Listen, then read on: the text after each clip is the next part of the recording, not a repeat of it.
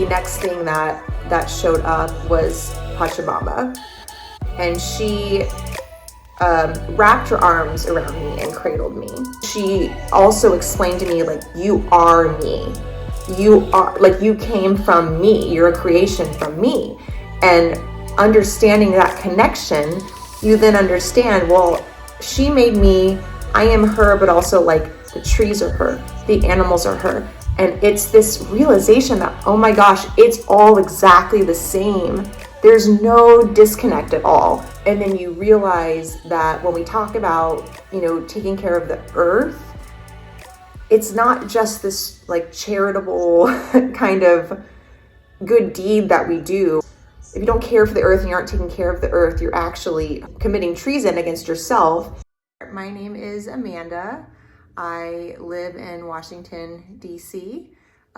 Here I work in fitness, and I'm just someone who has kind of been on a lifelong journey of trying to live as my best self and experience the most joy, and have always just been interested in experimenting with anything that can help me achieve that.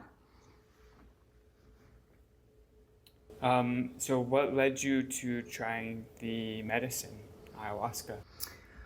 Well, I had heard about ayahuasca several years ago. I was living in Southern California for a while, where it's very much a buzzword, just something that you can't not hear about, a lot more popular. So it had kind of intrigued me because specifically I'd heard people talk about its potential to alleviate symptoms of depression specifically.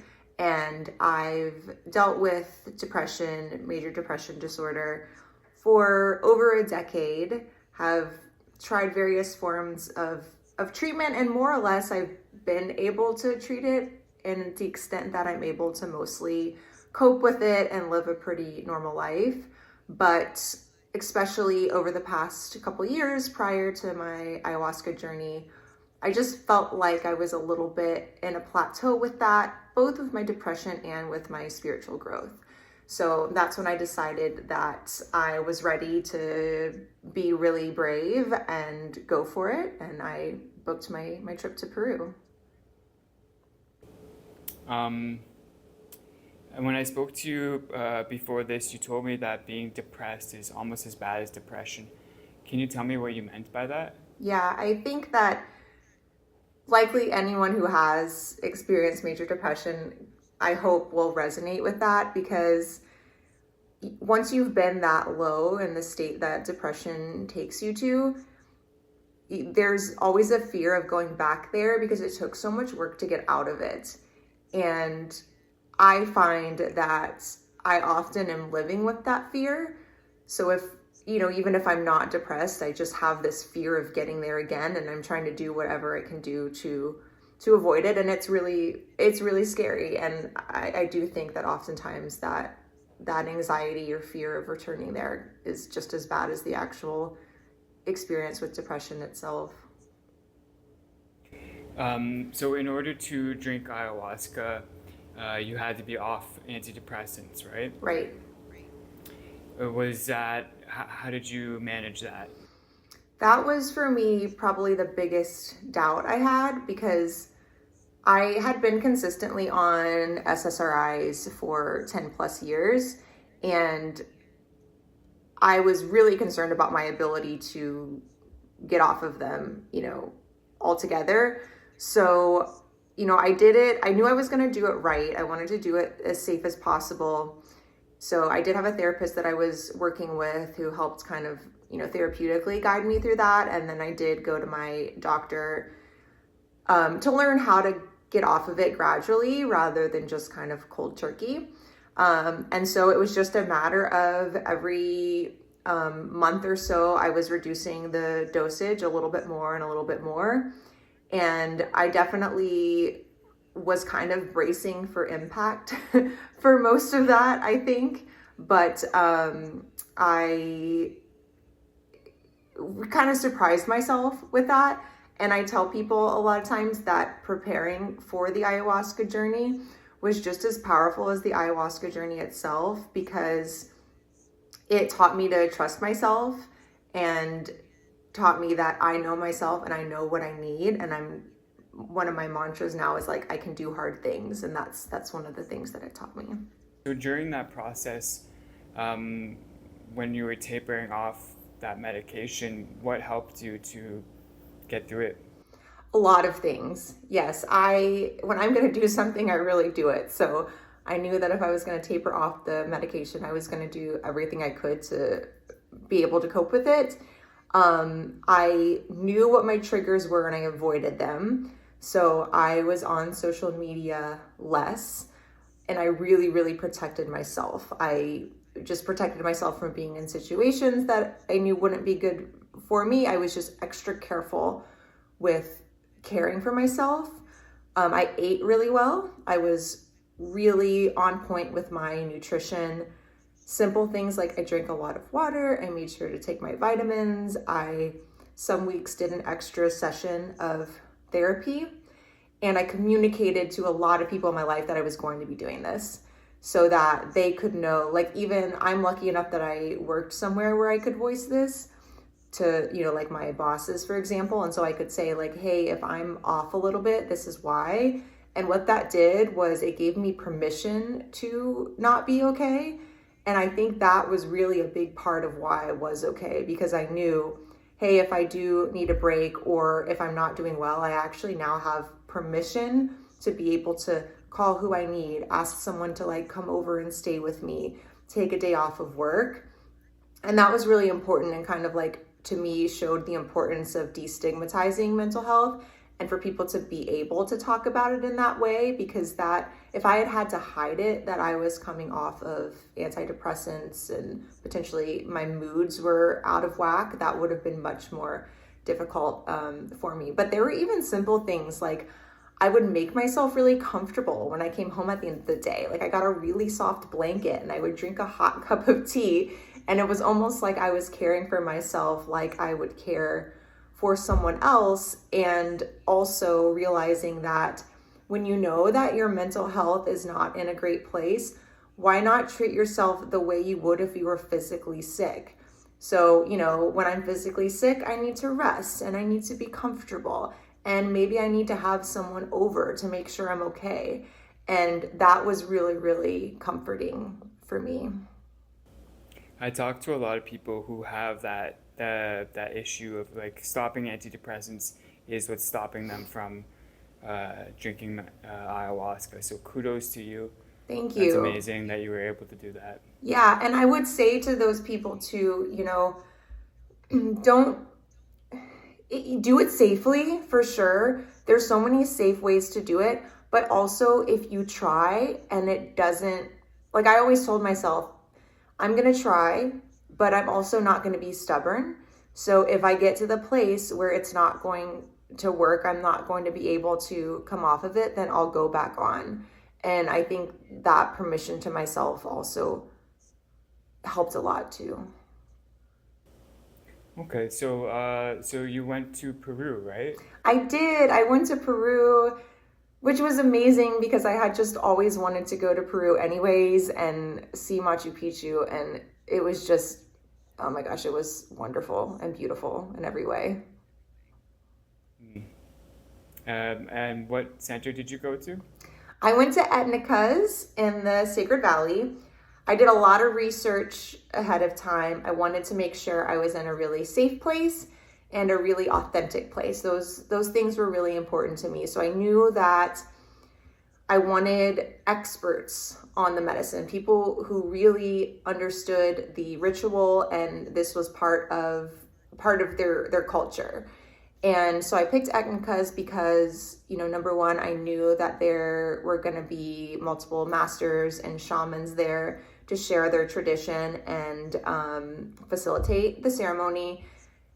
And then Etnica's is also recognized by the Ministry of Health in Peru, so that it has a doctor present during the ceremony, which just for me personally, that was something that I felt like I wanted to feel safe, because I knew that feeling safe was going to be an important part of having a positive experience with my journey. And so, whatever makes you feel safe, great. And then I knew that the doctors there are able to administer an antipsychotic if you just feel like you can't handle the journey. And that also made me feel a bit like I kind of had a fallback if things got out of hand. And that's why I chose it. And was it with a big group? Yes, it was with a group. It was with, I want to say, so I did the 7-day retreat that they have. There's a few different options, and depending on how many days you do, there's 1 ceremony or 2 or 3. And so I did the 7-day, the 3 ceremony option.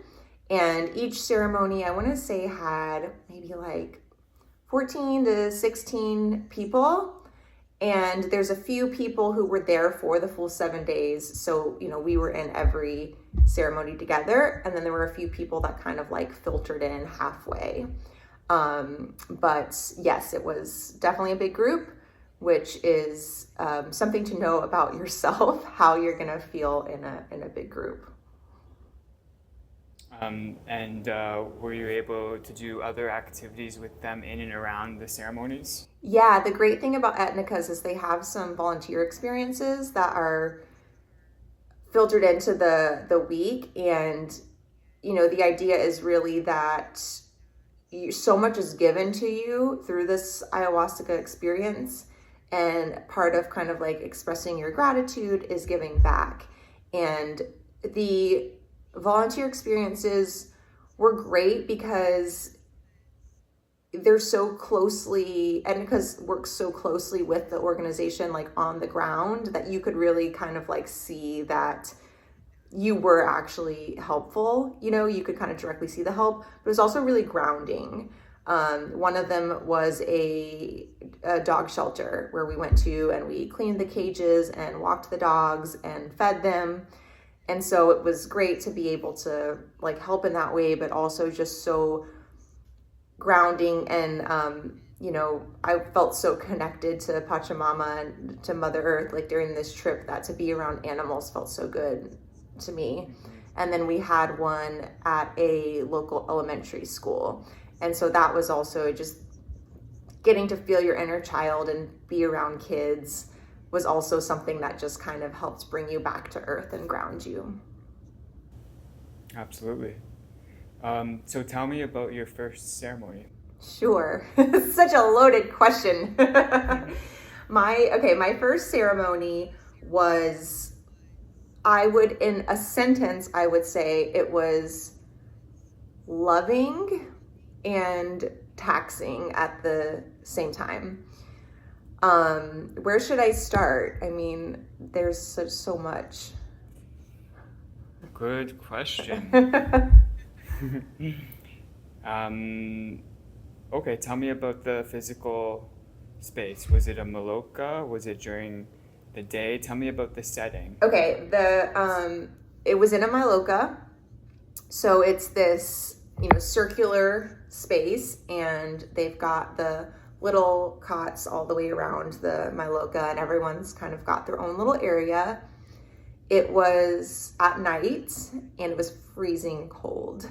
I was there in August, which is winter in Peru, and I think it was even unseasonably cold for the week I was there. I mean, it definitely got down to the 30s, so it was very, very cold. And I think for me, especially like the setting in itself is a little bit intimidating, because like reality hits and you sit down and you get into your little spot, and there's this bucket, for for purging, and you kind of have this moment of like, oh my gosh, it's really happening. Like, here, what did I get myself into, was some of the thoughts that I had.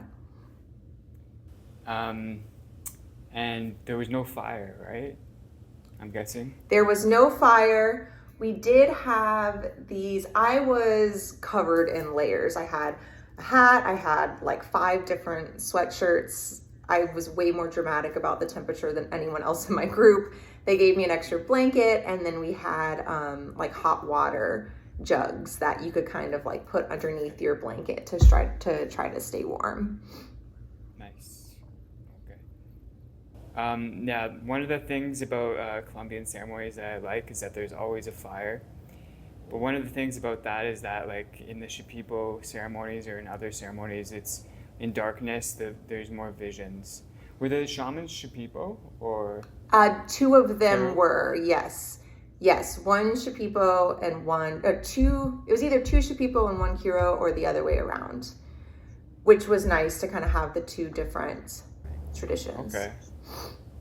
Okay, so tell me, how did this ceremony unfold at the start? Sure. They come around and they administer the ayahuasca.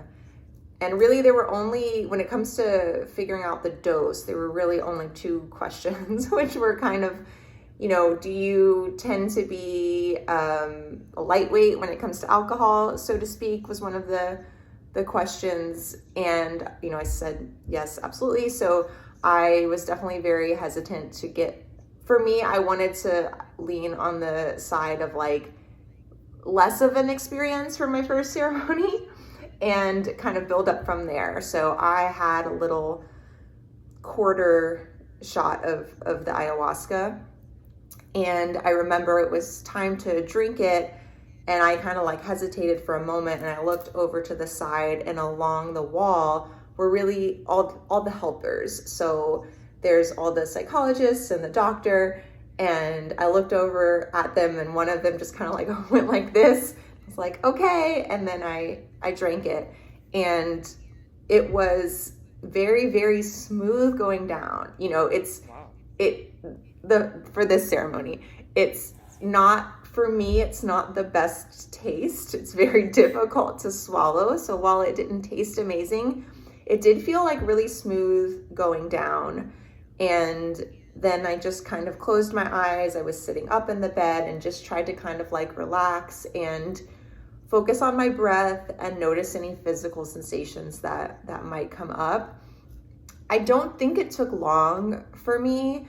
I did kind of feel my tongue go a little bit numb towards the beginning, which was interesting.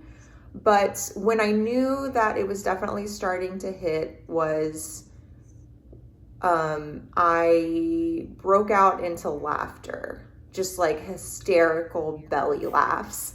And, it's this quiet room, and I just was like cracking up laughing. And then because I was laughing, other people started to laugh. But the reason why I was laughing was because I thought that a big objective for me was to come and heal my past with difficult romantic relationships. I've had a lot of just like difficult, tumultuous romantic relationships. And I was like, okay, I'm going to go and I'm going to heal this and I'm going to figure this out. And for me, the experience when it comes to like how I connected with spirit, it felt like a conversation. And it wasn't so much like a voice in my head, more so like a knowingness of what was being said to me. And what I'll use the like word heard to kind of describe it was, what a joke. You think we're here to talk about boys. Like that, it was just said so like nonchalantly. And, it was like, we have way bigger things to show you. And the way it was said, first of all, it made me laugh because it was just like, oh my gosh, they're right. What was I like? This is so not a big deal in the big scheme of things and this huge scale of a universe that we have. And so it made me laugh. This idea that it had like bothered me for so long just was hysterical all of a sudden. And I also knew in that moment that I was safe because spirit spoke my language, was what I felt like, because I speak in humor. That's just a big part of my life. And so I felt like that was also a way of spirit being like, no, you're not in a foreign place right now. Like, you're home, and we know how to communicate with you. And so that's kind of how the whole thing started. And that brought me to a place of safety, a place of peace. And I soon got to the point where I couldn't sit up anymore. And, I wanted to sit up as long as I could. That was kind of some of the recommendations to sit up, but I just couldn't sit up anymore. So I had to roll down onto one side in the bed and kind of cover myself up. And I closed my eyes, and I would say, like, from that moment, I just wasn't really in my body anymore. I just didn't really exist anymore. I mean, it sounds really dramatic, but it's kind of like that. Like, I was just going on a journey and a really close, like, heart to heart with spirit. And the next thing that showed up was Pachamama. And I had, one of the things we had talked about prior to the ceremony was that Pachamama is really present in the sacred valley. And, Pachamama, which in English is Mother Earth for anyone who doesn't know, or like Mother Nature. And the idea of Mother Nature before this experience to me was kind of this like hypothetical idea. But the way that she showed up was so incredibly powerful and loving. I had this knowingness that she was there. And when I say she was there, it was an actual entity that was there. And she wrapped her arms around me and cradled me. And so, first I had this humor, and then now I had this like incredibly loving entity just like holding me. And I kept thanking her because I had been so nervous leading up to the ceremony. And then all of a sudden I was just perfectly safe and held. And I kept saying, thank you, thank you, thank you. And she said, what's wrong with you? You don't need to thank me. I'm your mother. And then I had a moment where I was inside of her heart, and she explained to me, you are my heart. And I actually, the next day when I talked about this, it brought me to tears. That's kind of how powerful it was. Just this idea of this entire, I think that probably a lot of people who have a psychedelic experience, they speak of this like oneness and this sense of love. And it's so profound. And just this idea that everything that makes us is love, and it's that love. And I had this understanding too, because she also explained to me, like, you are me. You are, like, you came from me. You're a creation from me. And understanding that connection, you then understand, well, she made me, I am her, but also like the trees are her, the animals are her. And it's this realization that, oh my gosh, it's all exactly the same. There's no disconnect at all. And when you really come to the realization of that, the connection and the peace that you get from nature is just a whole different ballgame. And it's so strong. And then you realize that when we talk about, taking care of the earth, it's not just this like charitable kind of good deed that we do. It's everything, because if you don't care for the earth and you aren't taking care of the earth, you're actually hurting yourself if it's all the same, right? So you're essentially committing treason against yourself. And if you're disconnected from nature, you're disconnected from yourself. And that is such a profound thing to realize. It's well said, very well said.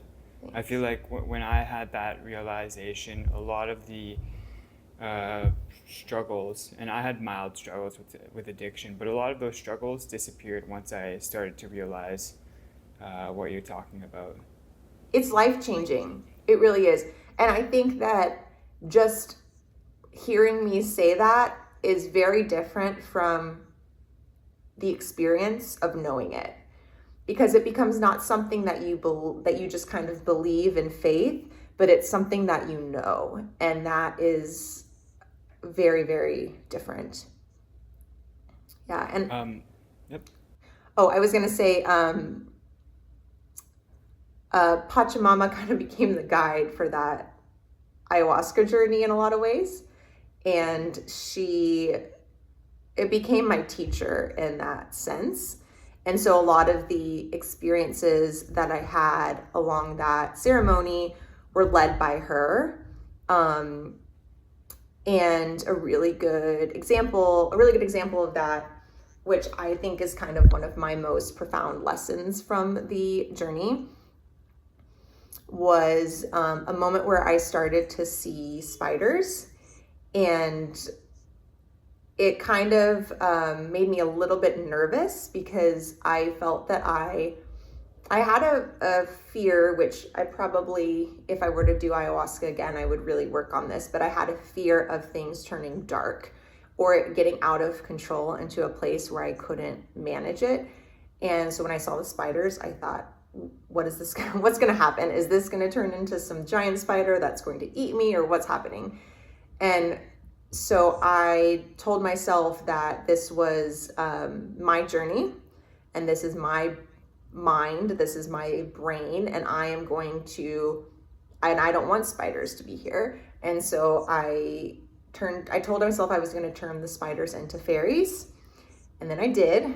And then I was just surrounded by these beautiful fairies in a fairy garden.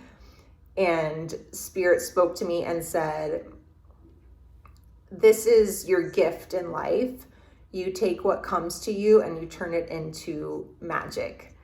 And that was really touching to me because it was something that I think I hadn't recognized in myself. But as soon as it was said, it resonated so deeply. And I thought back on my life of moments like, deep depression, which I took and turned into really a career of making people feel good is what I do. And to have, it's like Spirit knows us better than we know ourselves. And to be seen in that way was really powerful. It's crazy. I mean, the things that people say about these experiences, for someone who has never had an experience like this, it would just seem like impossible from a different world. But it's a wonder. I think it's like a miracle. It's a miracle, and it's very hard to explain to someone who hasn't experienced it, because it sounds a bit like, oh, you kind of imagined something in your in your mind, or you had like a daydream. But it's so real. And it's like, there's one thing I know for sure, and and I think the emotional response that people have when telling these stories as well really speaks to that, is just how real and profound it is. And it's like having a relationship with this thing that's always been there all along, that you may not have necessarily been able to, or present enough to notice and hear. And so during this journey, was it very visual for you, or can you describe what it was like to be on that journey? Yes, it was very visual. I would kind of describe it as this first journey, I kept my eyes closed the entire time. And so I would kind of describe it as a lot like how real it is when you're dreaming, except it was conscious. So it was visual, but I was kind of in those visions, so to speak. And what was interesting were there were also a lot of physical sensations from what I was seeing. So it was like visual, but also, I guess the best way to describe it is I was like living experiences outside of my body, because it felt very like three-dimensional and like 3D and all of the sensory experiences, but it was all in my mind is kind of the best way to describe it. And one of the really good examples of like those sensory experiences was when I mentioned that I was very, very cold at the beginning of the ceremony, and kind of like overdressed would be a good way to describe it. And I had a beanie on to keep my head warm and to kind of like keep all the heat in. And kind of early on in the experience, I had this weird feeling like I should take my hat off. And it was like someone was telling me to, and it was just like this strong feeling inside of me. It was like, you need to take your hat off. And I just kept saying like, no, that's the thing that's keeping me the most warm. It's like on top of my head. I'm not taking my hat off. And it just continued. And then even my head just started like itching so bad. It was this like push, like you need to take your hat off. So I took my beanie off. And then as soon as I took the beanie off, I was able to make fire. So you mentioned, was there a fire? Was there a fire? Well, there kind of was, because as soon as I took it off, I could make fire. And so I made a fire like at my stomach, and I could feel it. And I mean, it was like I suddenly had a source of heat. I wasn't cold anymore, and it warmed my whole body. And I kept that fire going the whole ceremony. And the lesson from that for me was like twofold. It was, number one, like trust the whispers from spirit, because we get those in our life all the time. We get these inklings of like something that we should do. And sometimes we're like, well, I don't know if that's right for me, or like, I don't know if I can trust that. And that's that kind of like trust the universe mantra. And so as soon as I trusted the whispers from spirit, and then number two, I should have trusted myself that I was going to be able to manage the situation with my own power. And it seems like such a simple, like silly thing, just like, oh, taking off your hat and keeping yourself warm.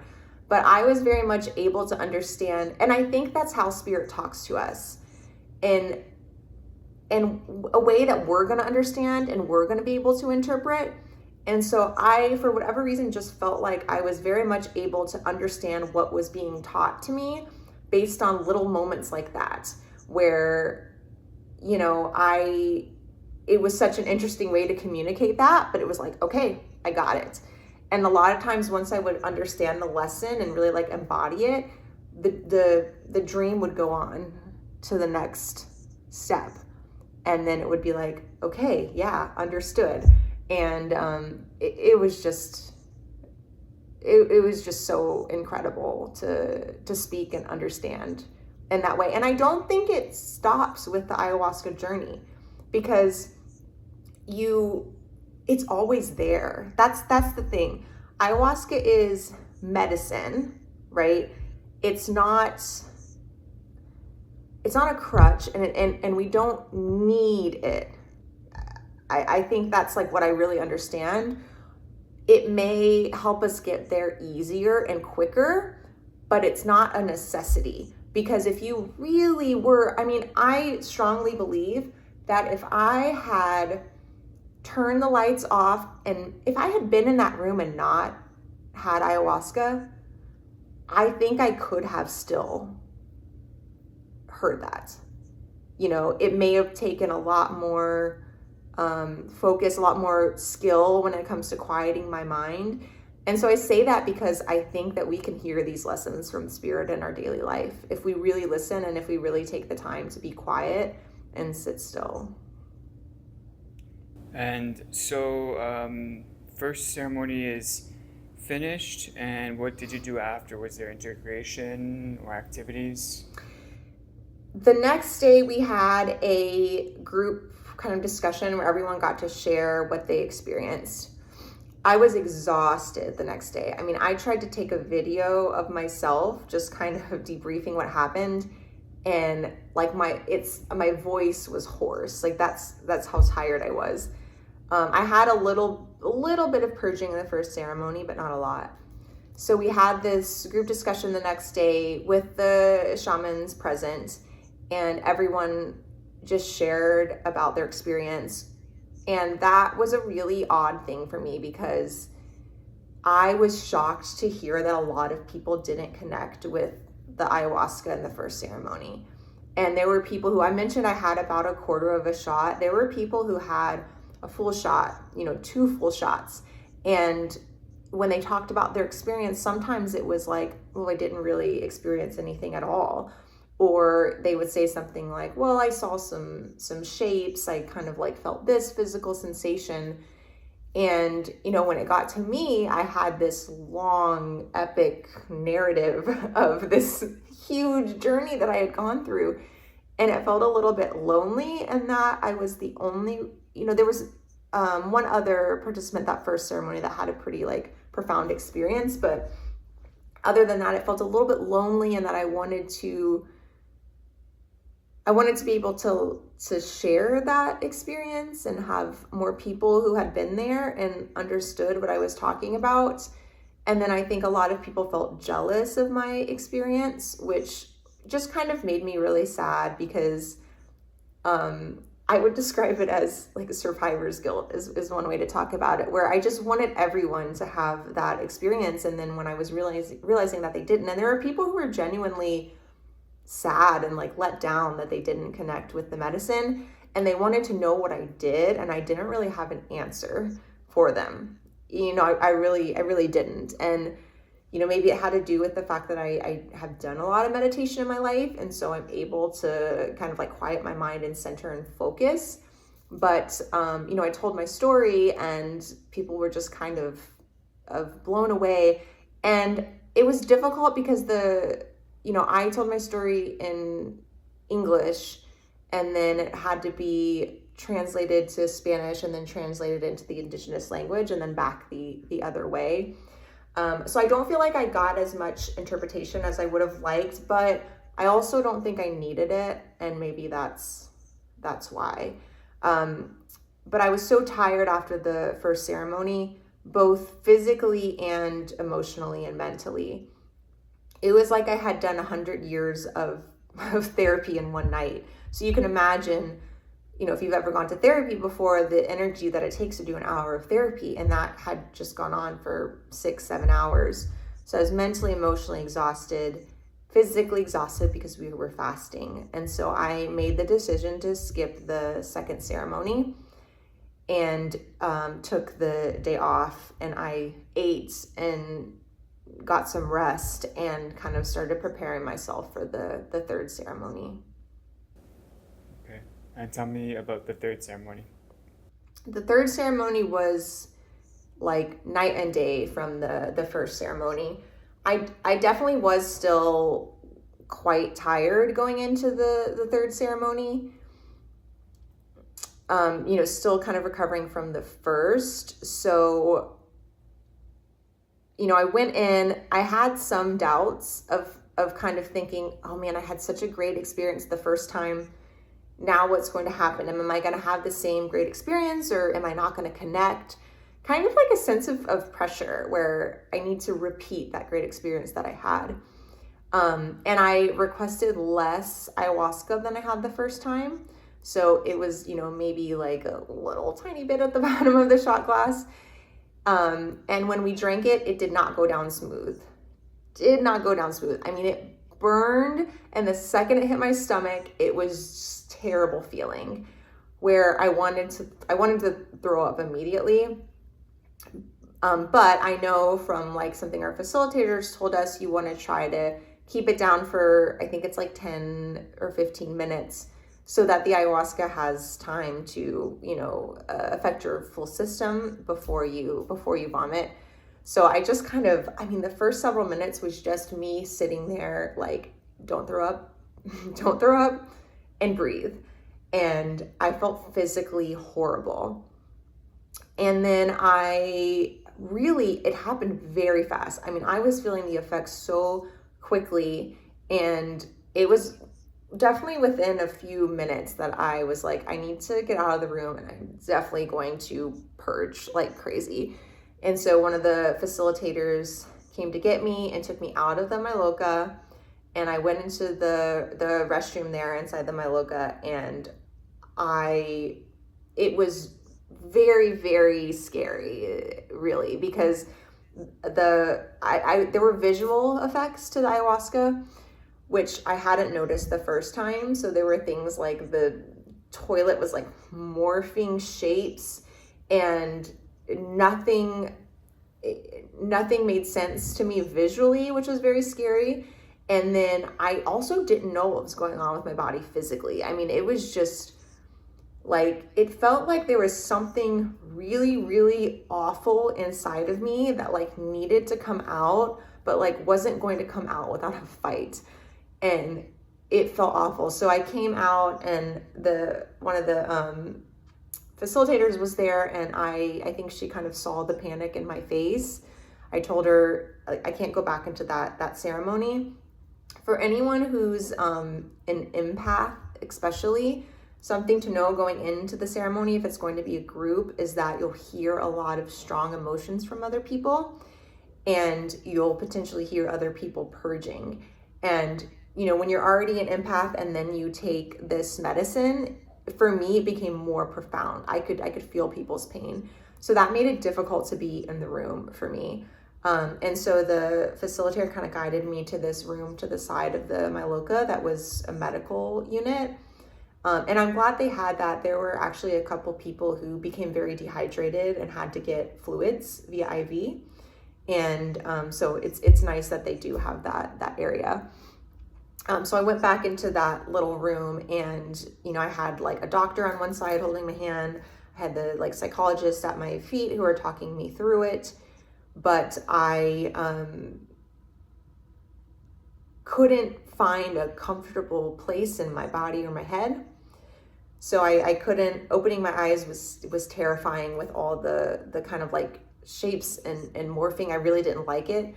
But then if I closed my eyes, I tried to close my eyes, and it was like the second I closed my eyes, it didn't take time. I didn't have to like close my eyes and then try to get into a meditative state. The second I closed my eyes, it was a deep, deep, dark ocean, and I didn't exist anymore. And it was like eyes open to like don't exist. And it was shocking. I mean, it was to the point where actually I felt like, am I breathing when I close my eyes? And I really do believe that maybe I needed a different guide in that moment, because I think that if I had been able to let go of fear and fall into that space, there could have potentially been something really magical on the other side of that. But maybe I wasn't ready for that level. So I kind of fought between like eyes open, eyes closed for a second, then needing to purge. Oh, now my eyes are open. Can I close my eyes? Nope. Can I lay down? Oh no, I need to purge. And it was just horrible. And I just felt all these emotions start to like tighten in my stomach, tighten in my chest. And it was like frustration, because this is my last ceremony and this is all it is. I'm just going to sit here and freak out, and that's going to be my story. Like disappointed in myself, angry that I felt in that moment, like, why are things always so hard for me? That's just the lens that was on my brain in that moment. Like, things are always so hard for me. All I wanted to do was cure my depression, and it's so hard. Why is it so hard? And then the doctor said to me, do you want the antipsychotic injection? And so now I'm having to make this big decision. And so I'm like, do I take the shot? Do I not take the shot? What am I doing here? This came to my mind. Why did I have this stupid idea to drink ayahuasca? I mean, it was just so frustrating in that moment. Like, great idea. You flew to Peru and you drank ayahuasca. And then all of those different things kind of built up in my chest, and I started wailing, crying. Like, I mean, it was a cry that I think I've very rarely done in my life, of just deep despair, agony, everything. And the people around me were kind of, hey, it's okay. But I had to explain to them, this cry feels so good. It feels so good. It was this, I said there was, something in my body that felt like it needed to come out. And the cry, I think, was what that was, where it was like, okay, the way I explained it in that moment was all of the pain of my life is leaving my body. And that's really what it felt like. And it felt so good. And, in that moment, I realized I knew I wasn't going to take the antipsychotic. And I knew it was going to be a very, very long, arduous journey, but that I was going to do it, and that I needed to do it. And that, radically different from the first ceremony in that moment, but also just as, profound in my opinion.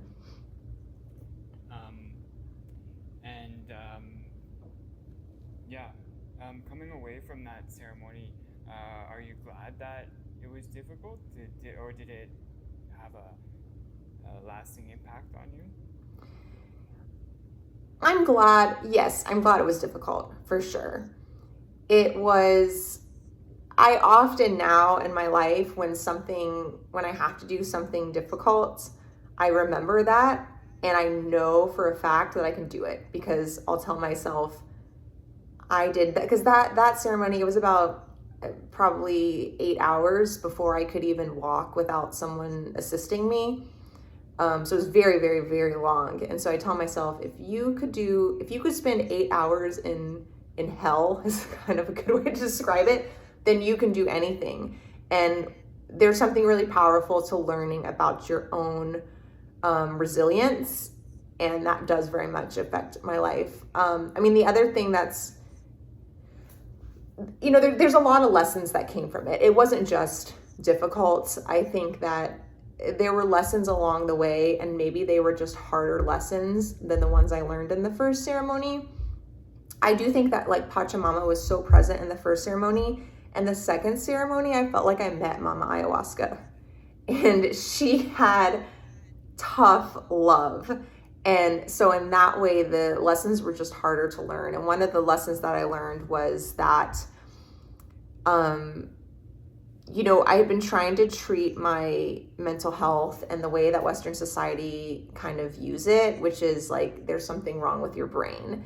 And that maybe that is true, like chemically there's something off in your brain. But what I learned in that moment was that the health of our spirit affects our brain. And it was this realization that it's not just about your brain and your body, you also have to care for your spirit. And ayahuasca is the medicine for your spirit. This plant medicine is in many ways, I think, the treatment that is really needed, and the treatment that's missing. Yeah, I think it's really unfortunate that there's huge numbers of people who have been convinced that there's something inherently wrong with them or wrong with their brain, and that's just the way their life is. Mm-hmm. When I think the way that they live and the kind of things they consume really has a huge impact on how they feel. Oh, absolutely. Absolutely. Yeah, it makes me really sad. And it also, what's devastating to me is that just, having been someone who kind of went through the mental health industry, I did spend some time in like inpatient facility care. And when you do that, you go to a lot of group therapy and you meet a lot of people with all kind of different mental health issues. And I met so many people who nothing worked for them. They are medication resistant, they're treatment resistant. They're so incredibly lonely. They're so incredibly low. And a lot of the people that I met in those experiences, I still from time to time, like I think about them, because it is upsetting to me that there is this alternative way of healing that could potentially help people. But as a society, we can't get past the stigma of it. And so because of that, they're deprived of it. And that is something that is definitely time to change that. Yeah. And it could be so effective. I mean, it is so effective for people who have experienced it, but it could do so many good things for our society, in my opinion. What kind of, I wanted to ask you, what is life after ayahuasca like?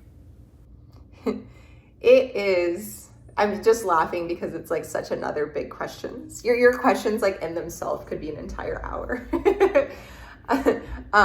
Okay, life after ayahuasca is, I would kind of like dissect it into a few different parts, because there's the weeks that were in really close proximity to the ceremony, which were just bliss, just so much bliss. I mean, I came back from my ceremony and I would say that like colors were brighter, fabrics were softer. I would wake up in the morning and I would think, is this how people who aren't depressed feel? Because I would just wake up and kind of be like hopeful.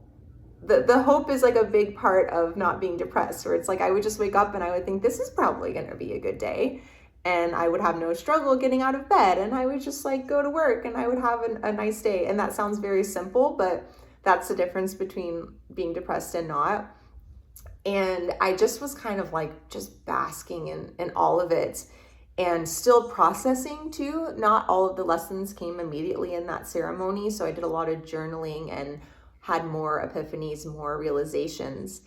And then life threw me a lot of curveballs, which I do think I kind of expected, because I expected that I was saying to the universe, I'm ready for change. I'm ready to level up.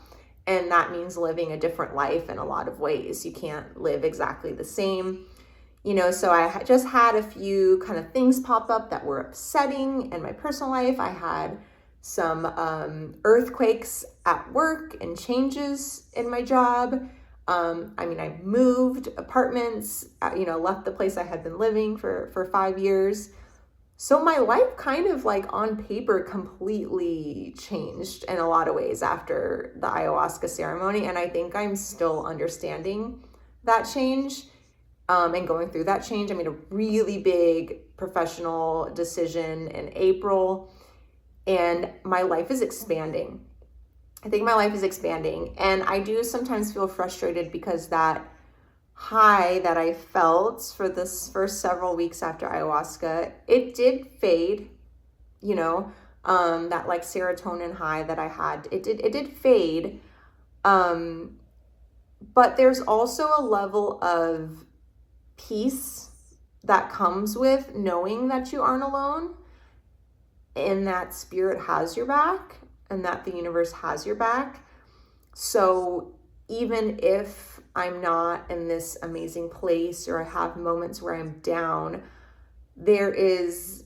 I can lean on my spirituality is kind of how I would put it. I can lean on knowing that there's this benign force in the world that has my best interests at heart.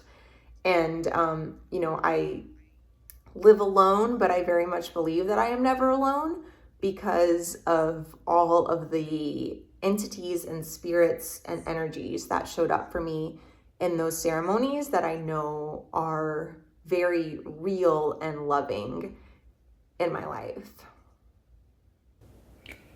Do you have any advice for people who let's take people who are on SSRIs? Is there any advice that you could give them about the path that you took? Yeah, it's a really tricky one, because depression is so different for everyone. I really believe that that's one of the reasons why it can be very difficult to treat, because everybody responds to different things.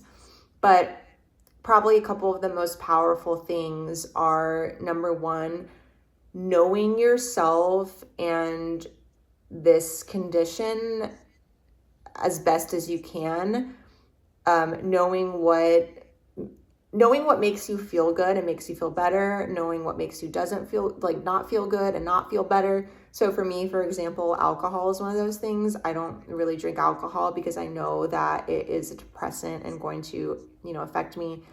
And it's definitely not something that happens overnight, getting to know those types of things, but noticing them and respecting them and honoring them and not judging them. So, rather than being in a place of, oh my gosh, I'm so messed up, I can't even drink alcohol, kind of coming from a place of, okay, that's what my mind and my body prefers, and that's okay. And I'm going to put myself in situations that are going to set me up for success. And the other one is definitely trying to talk about it as much as you can and let the shame go, because as soon as you talk about it and you allow people to show up for you in life, it's just so much easier. And in my opinion, it should be as easy as, if somebody had, let's say somebody had like pneumonia, and I asked them, how are you feeling today? That's how I think it should be with depression. I should be able to just walk into work and say, hey, how are you feeling today? Because it's no different. And so letting the shame go is so incredibly important, and it's just going to be a really long process in our society. But that's why I talk about it so much publicly, because the more people who do that, the better. And it's been incredible to me how many times I'll bring it up and then somebody else suddenly feels empowered to talk about their experience as well. But if you are going to go through the ayahuasca journey and taper off the SSRIs, just don't let your ego get in the way. Don't let your ego get in the way, and be patient with yourself and allow the helpers to help you. Amazing. Once again, thank you so much. I'm so happy that you were able to go through that and accomplish what you have. Last thing that I ask in these podcasts is, should a sacred medicine like the one that you have taken be a legal experience? Should we be able to, if we choose to? Yes, absolutely. I think that should come with some like normal safety considerations, because what worries me is that, because it is illegal, there are people who are just kind of hiding and doing it, and it is a very powerful medicine. It is not something that I would recommend taking lightly. You need to honor the medicine, you need to honor the experience and how powerful it's going to be. And my hope is that, this medicine being legal, as it should be because it is medicine, would allow people to be doing it in safe spaces and in effective spaces where they can have the guidance that they need. They can have the post integration that they need in order to make the most out of the experience as well. And that is going to involve shifting our thought of the medicine and understanding it as medicine rather than an illegal drug. And I think, podcasts like this one that you have, Nick, are so fantastic, and a way of starting to share those stories and moving our collective mindset towards that. Awesome. Well, thank you so much for your time. It was a pleasure. Thank you. Thanks for having me.